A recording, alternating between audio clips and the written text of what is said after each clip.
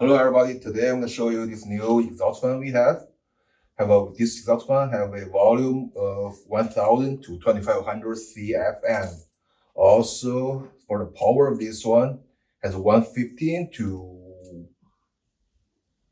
208 volts and 60 Hz, 0.5 HP, single phase, and 1720 RPM. Let me give you the dimension of this unit. This unit has the diameter of 28 inches, and from top to bottom we have 20 inches, and the base of this unit is 21 by 21 inches.